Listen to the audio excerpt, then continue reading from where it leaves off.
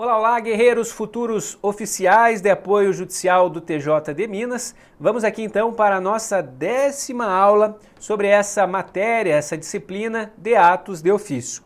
O objeto dessa nossa 10ª aula será, no primeiro bloco, falaremos sobre publicidade dos atos processuais, em que pese a gente já ter dado uma breve introduzida sobre o tema quando falamos do processos que correm sobre segredo de justiça, mas falaremos aqui, está no nosso edital, publicidade dos atos processuais, e no final da aula falaremos rapidamente sobre citação. Por que falaremos rapidamente sobre citação? Porque na próxima aula, a aula de número 11, a gente vai abordar todo aquele conteúdo referente ao tópico citação que está lá previsto no nosso edital, ok? Então essa aula aqui só vou trazer uma introdução geral sobre citação, lembrando que na próxima aula a gente faz essa aprofundada aqui, combinado? Então vamos lá então, meus queridos, falar sobre publicidade dos atos processuais. A regra geral é, no processo civil aqui, que a gente tem que os atos processuais eles são públicos, né? Se você quiser, você vai lá, comparece numa audiência, você como parte não,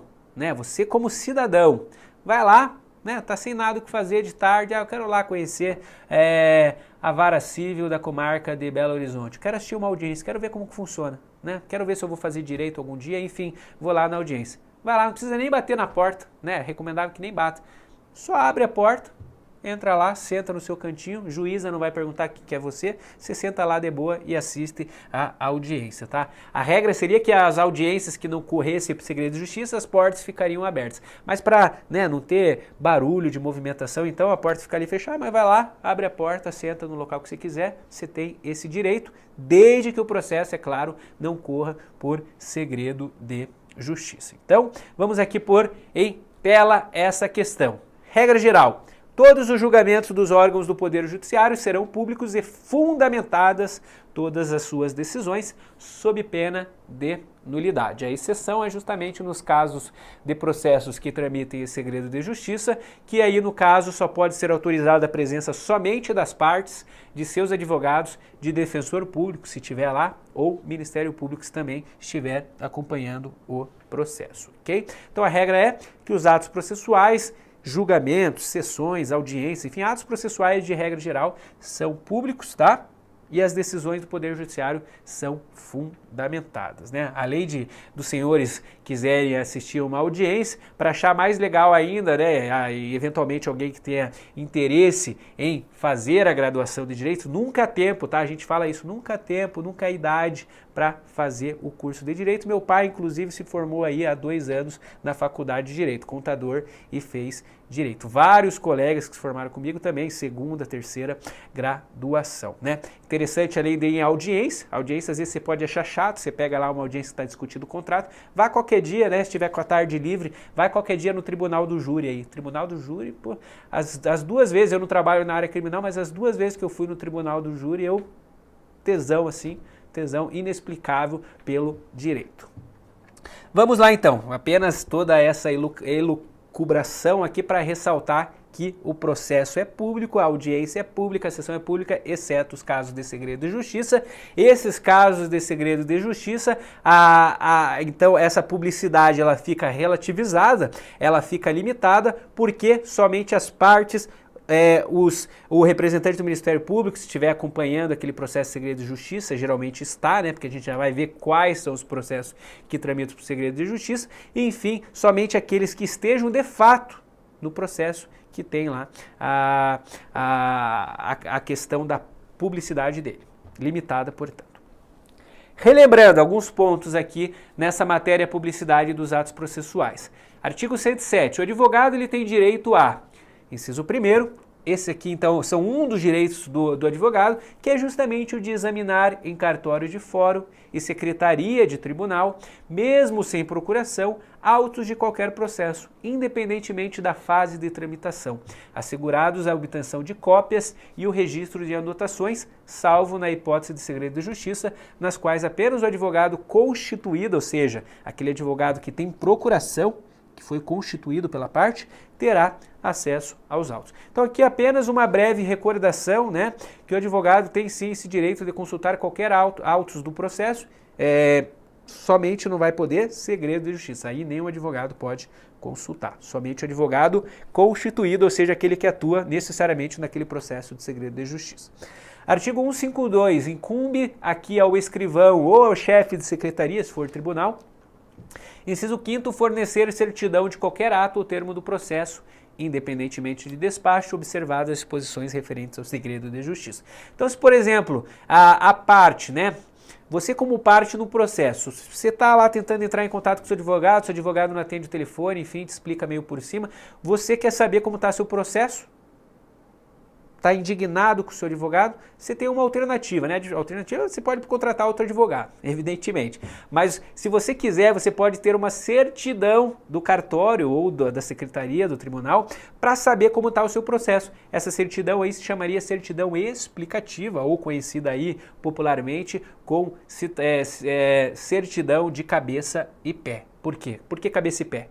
Porque conta desde a cabeça até o pé do processo. Né? Nesse sentido aí, certidão explicativa, portanto. Aqui é a mesma regra em relação à certidão dos escrivães e do chefe de secretaria. Vai dar a certidão, vai elaborar a certidão, só não vai, né, produzir essa certidão, enfim, se for segredo de justiça, porque essa certidão só poderá, então, ser direcionada às pessoas que atuem naquele processo de segredo de justiça. Agora vamos analisar, então a gente viu essas breves recordações, vamos analisar quais processos necessariamente tramitam por segredo de justiça. Primeiramente a gente vai fazer uma análise da Constituição Federal. Veja lá o que diz a Constituição Federal no seu artigo 5º, inciso L50, 10, né? 60. Então, inciso 60. A lei só poderá restringir a publicidade dos atos processuais quando a defesa da intimidade ou o interesse social o exigir. Então a própria Constituição Federal, a nossa própria Carta Magna de 88, diz que, regra geral, os atos processuais, os processos, enfim, atos processuais, eles são públicos. A própria Constituição Federal já diz isso no artigo 5º, um dos artigos mais importantes que trabalha lá direitos e garantias fundamentais. Então, em um dos seus incisos, no inciso 60, diz que, regra geral, os atos processuais serão públicos para parte, para advogado, enfim, para qualquer cidadão, com exceção desses processos que tramitem por segredo de justiça. Ou seja, aqui no caso a Constituição Federal vai dizer quando a defesa da intimidade ou o interesse social o exigirem, que é justamente uma das causas, uma das situações, previstas no Código de Processo Civil sobre aqueles processos que tramitam segredo de justiça. Então vamos aqui analisar cada uma delas agora um pouco mais com calma e atenção. Então o novo Código de Processo Civil, no artigo 189, no anterior era o artigo 155, agora no 189 ele vai dizer o seguinte: isso que está grifado em vermelho são as inovações, tá? Então fique muito cuidado quanto às inovações, quanto a esses trechos que eu grifo em vermelho, porque isso não existia no CPC de 73 e agora existe essa previsão, por isso que eu grifo em vermelho.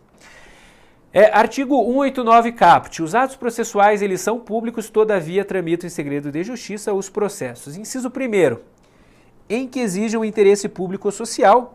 Já havia essa previsão do CPC de 73 e justamente essa disposição vai ao encontro, né, com o que determina a Constituição Federal. A Constituição Federal diz que, ressalvado o direito de intimidade e o interesse público, os processos são públicos, os atos processuais são públicos.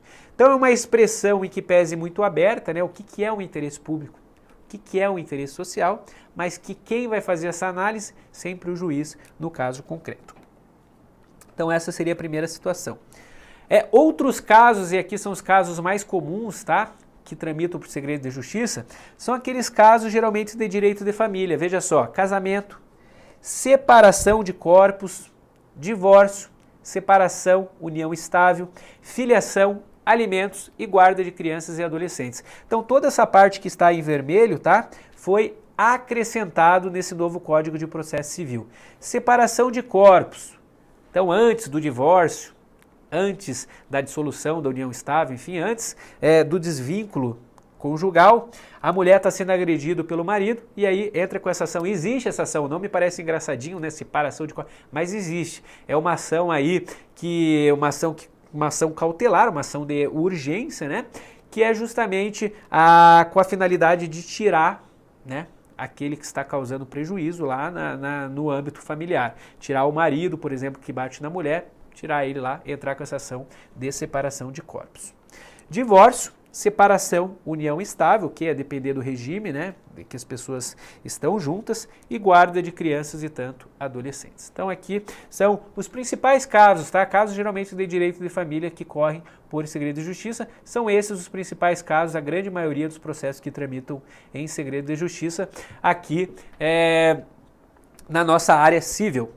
Inciso terceiro, em que constem dados protegidos pelo direito constitucional à intimidade, tá? Aqui seria uma inovação, a gente tem aquela disposição constitucional do direito à intimidade, constante lá no artigo 5º, inciso 60, mas aqui houve um acréscimo ao texto legislativo no novo CPC, no sentido de que constem dados protegidos pelo direito constitucional à intimidade. Então pensa lá, por exemplo, né, está sendo discutido num processo, um objeto lá tem uma conversa de WhatsApp, e essa conversa de WhatsApp tem dados muito íntimos da pessoa. E aí ela pode requerer, portanto, que seja tramitado, que o processo corra por segredo de justiça, porque aí há um dado constitucional, né, um dado protegido pela intimidade da pessoa. Inciso 4º, não havia essa previsão, aqui é muito importante, então, segredo de justiça aqueles que versem sobre arbitragem, inclusive sobre cumprimento da carta arbitral, desde que a confidencialidade estipulada na arbitragem seja comprovada perante o juízo. Regra geral, pessoal, a gente tem lá então o Poder Judiciário e temos, né, a arbitragem como meio alternativo de resolução de conflitos. Ela geralmente é mais rápida que o Poder Judiciário, né? Ela não tem tantos recursos, só que ela é mais cara, né? Geralmente ela é mais cara. Não é qualquer processo que eu posso levar para a arbitragem, somente aqueles processos em que eu tenha, né, discussão, patrimônio, tá? Direitos patrimoniais disponíveis, que as partes possam dispor, portanto, né? Aí tem toda aquela discussão se o direito do trabalho pode ir para a arbitragem, porque o direito do trabalhador é indisponível, ele não pode ceder, enfim, tem toda uma discussão de quais processos podem ou não ser levados para a arbitragem. Mas o que vocês precisam saber? Direito patrimonial disponível e pessoas capazes. Agora, a arbitragem tem essa questão da confidencialidade. Além de ser um procedimento um pouco mais rápido, um procedimento mais especializado, geralmente o árbitro tem mais conhecimento sobre o assunto do que o juiz. Por exemplo, a gente pega lá uma discussão sobre engenharia. O juiz não entende engenharia, ele é precisar do perito. Mas na arbitragem já se pode nomear como árbitro um engenheiro. Então essa questão da confidencialidade não vinha previsto no CPC de 73 e agora, né, o CPC de 2015 determinou expressamente que se houver processo de arbitragem sendo discutido aqui no Poder Judiciário, por exemplo, anular procedimento arbitral, ou uma comunicação entre arbitragem e Poder Judiciário, que seria aqui essa chamada carta arbitral. Por exemplo, na arbitragem não consegue citar o sujeito e aí faz uma citação por meio de oficial de justiça pelo Poder Judiciário, envia essa carta arbitral lá para que o Poder Judiciário realize a citação e depois volta para a arbitragem do procedimento. Enfim, alguns atos aí que a arbitragem não tem poder de execução, né? Leve, portanto, para o Poder Judiciário. Essa carta arbitral ou procedimento arbitral, de forma geral, eu só vou ter esse segredo de justiça se, diz o texto de lei, se a confidencialidade estipulada na arbitragem seja comprovada perante o juiz. Então tem que demonstrar perante o juiz, o Poder Judiciário, que no caso não o juiz arbitral, mas Poder Judiciário, que é confidencial aquele procedimento arbitral. Para finalizar aqui essa parte de publicidade dos atos processuais, a gente já viu isso, né? Parágrafo 1º. O direito de consultar aos autos de processos que tramitem segredo de justiça e também de pedir certidões de seus atos é restrito às partes e aos seus procuradores, né? Então a gente viu que o advogado pode consultar qualquer processo, você como cidadão poderia consultar qualquer processo, em que pese alguns juízes limitarem para quem não seja advogado, mas pode, né, se não for segredo de justiça, até mesmo pedir certidão. Agora, se for segredo de justiça, somente parte, somente advogado, membro do Ministério Público, enfim, aqueles que atuem no processo possam ter lá a chamada vistas do processo. e aqui até mesmo de pedir certidões. O terceiro que demonstrar interesse jurídico poderá requerer ao juiz certidão do dispositivo da sentença, bem como de inventário de partilha resultante de divórcios ou separação. Por exemplo, eu sou um terceiro, eu não atuei naquele processo. Aquele processo transitou em julgado, teve a sentença. E é um processo que tramitou em segredo de justiça. Eu tenho interesse, por exemplo, na aquisição de um imóvel que foi objeto da partilha daquele processo e eu quero visualizar, né, efetivamente aquele processo. Aí o que o Código de Processo Civil diz?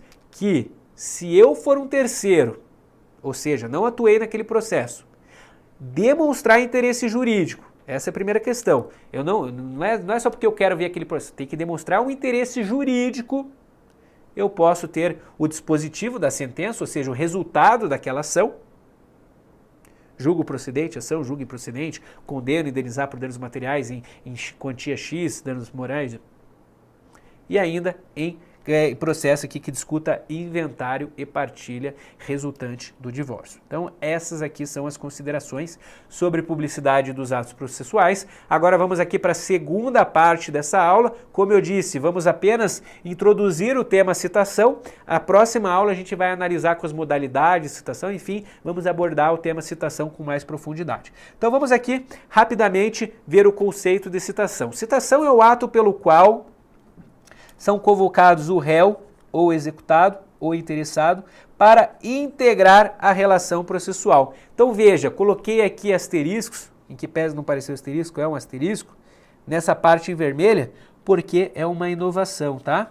Então agora, pessoal, citação no CPC de 73, o que era? Citação é o ato pelo qual se chama o réu para, ou o interessado para se defender. Essa era a redação antiga.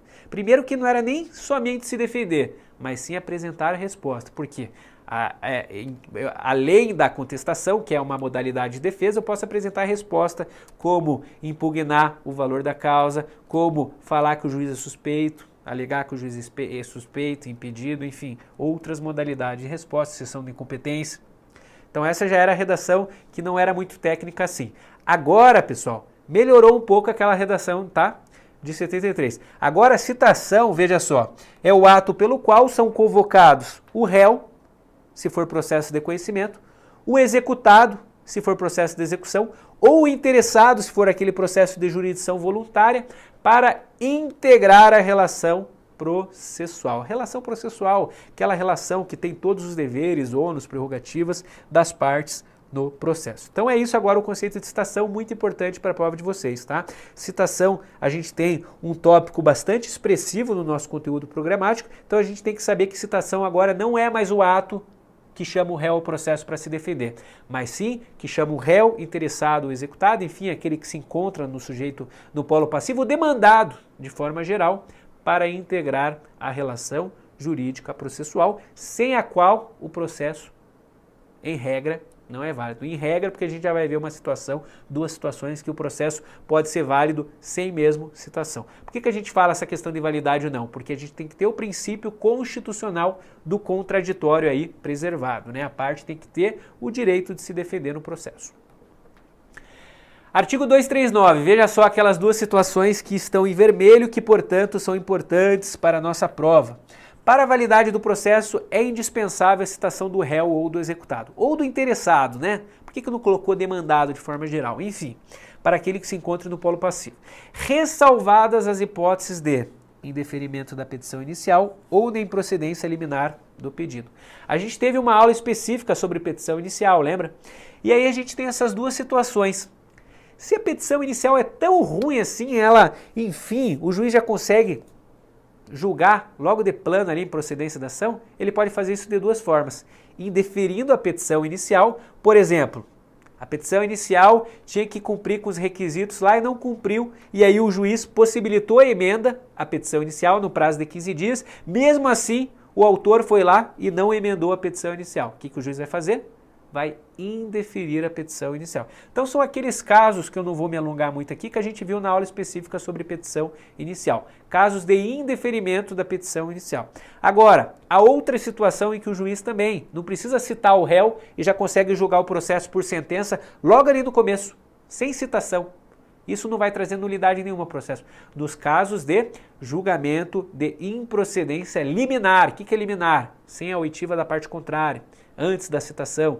Improcedência liminar do pedido, que são aqueles casos de matéria exclusivamente de direito, né? Se eu entro com uma petição inicial, sabendo que aquela petição inicial está versando sobre entendimento pacificado pelos tribunais através de súmula vinculante, por exemplo, incidente de demanda e resolução repetida, enfim, todas aquelas situações de matéria exclusivamente de direito, o juiz pode, né, já tem o entendimento pacificado, nem precisa citar o réu, já julga improcedente de plano a ação. Ele pode julgar procedente de plano a ação, já dá o direito sem citar o réu? Aí não, aí precisa ter a formação do contraditório. Então são essas duas situações em deferimento da petição inicial e julgamento da improcedência liminar do pedido que fazem com que a citação, sem a citação, a ausência dela, não acarrete invalidade processual. Parágrafo 1º, outra ressalva que eu não coloquei em vermelho, mas eu vou grifar aqui para vocês, tá? Porque é importantíssimo. O comparecimento espontâneo do réu ou do executado supre a falta ou a nulidade da citação. Ok, isso já estava no CPC de 73. Aqui, importantíssimo em vermelho. Fluindo a partir desta data o prazo para apresentação de contestação ou embargos à execução. Então veja só, a regra geral é aquele princípio da liberdade das formas. Se a citação foi enviada no endereço incorreto, o réu nunca chegou a receber, ou ela não atendeu prescrição legal, não atendeu lá a forma como a citação deve ser realizada, nulidade, em regra, não será, né? Porque se não houver prejuízo e se o ato cumprir sua finalidade, ok. Agora, se for a citação objeto de nulidade, o réu vai lá no processo, ele recebeu, o vizinho dele recebeu, foi enviado no endereço correto, mas ele vai no processo só para alegar a nulidade da citação. A contestação dele é isso, contestação, nulidade da citação. Ele quer que tenha início o processo novamente. Nulidade da citação. E o juiz decretar nula a citação, antes no CPC de 73, como que acontecia? O prazo para apresentar a contestação seria a partir de quando? A partir do momento da decisão que decretou a nulidade da citação. Agora não. Se o réu, em que pese não citado, foi lá, compareceu espontaneamente, o prazo para contestação vai contar a partir dessa data do comparecimento espontâneo e não mais daquela data da decisão que decretou a nulidade da citação. É isso que o parágrafo 1º está querendo dizer. Veja só, comparecimento espontâneo do réu ou do executado, ou seja, se é processo de conhecimento ou processo de execução, supre a falta ou até mesmo a nulidade da citação. Fluindo a partir desta data, qual data? A data do comparecimento espontâneo. O prazo para apresentação de sua defesa, seja a contestação, se é processo de conhecimento, ou seja a petição que se chama de defesa no processo de execução, em vez de se chamar no processo de execução e contestação, lá vai se chamar no processo de execução embargos à execução. Seria a mesma coisa que a contestação do processo de conhecimento, tá? Não no processo de execução.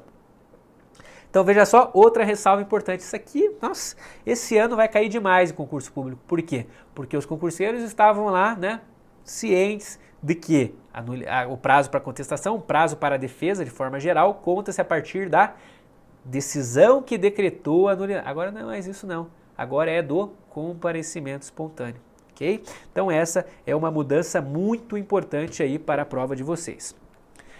Vamos aqui finalizar essa aula, não, minto, tem apenas mais um slide, continuação do 239, lendo aqui essa doutrina do Daniel Neves. Veja só, artigo 239, parágrafo 1º do novo CPC, prevê que o comparecimento espontâneo do réu supre tanto a falta como a nulidade da citação. Passando a fluir o prazo de resposta, seja contestação, seja embargos à execução, a partir da data em que o réu ingressou no processo. Então eu fiz questão de achar uma doutrina para colocarmos aqui essa ressalva. Essa novidade contraria a previsão do artigo 214, parágrafo 2º do CPC de 73, que dispõe que o prazo de resposta do réu só começa a ser contado da data em que ele ou seu advogado for intimado da decisão sobre a nulidade ou falta de citação. E a nova realidade é reafirmada pelo parágrafo 2º do 239, inciso 1º, ao prever que se a alegação de nulidade for rejeitada, o réu será considerado revel. ok? Então, muito importante isso. Não é mais no momento da intimação da decisão que decretou a nulidade ou a falta lá, decretou a nulidade da citação de forma geral, mas sim do comparecimento espontâneo que começará o prazo para a resposta, independente se é processo de conhecimento, independente se é processo de execução. Para finalizar, vamos aqui ler o parágrafo 2º do 239, que era esse que a gente estava lendo. Rejeitada a alegação de nulidade, tratando-se de processo de conhecimento, o réu será considerado revel, ou seja, por isso que o prazo da contestação conta-se a partir do comparecimento espontâneo. Porque eu fui lá, né? Falei, ó, eu não recebi a citação, seu juiz, eu fiquei sabendo pelo meu vizinho. Estou aqui então peticionando, fiz essa petição para decretar nula a citação. E o juiz entender que não foi decretada nula, por exemplo. Por isso que o prazo da contestação, o prazo da resposta de forma geral, conta ali de trás do comparecimento espontâneo. Se o juiz não decretar nulo, revel. O que é revel? Aquele que não apresenta contestação. E na execução, o feito terá o seu regular prosseguimento. Ok? Então, era isso aí o que a gente tinha para falar nessa aula de número 10. Na próxima aula, então, a gente vai entender um pouquinho melhor como que se dá a citação no processo civil, quais são as modalidades de citação, quais são os seus efeitos, enfim, todo esse conteúdo que está lá previsto no nosso edital. Um grande abraço, fiquem com Deus e até lá!